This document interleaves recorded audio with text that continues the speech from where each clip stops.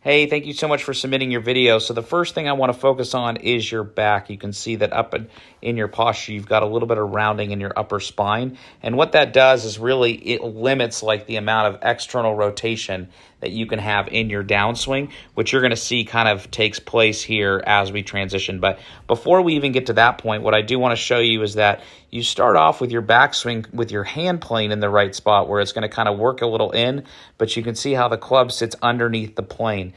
So rather than like trying to get the club on the plane by like moving your hands out, let's just get the club to move up, and you're just going to do that by like hinging your wrists up and down.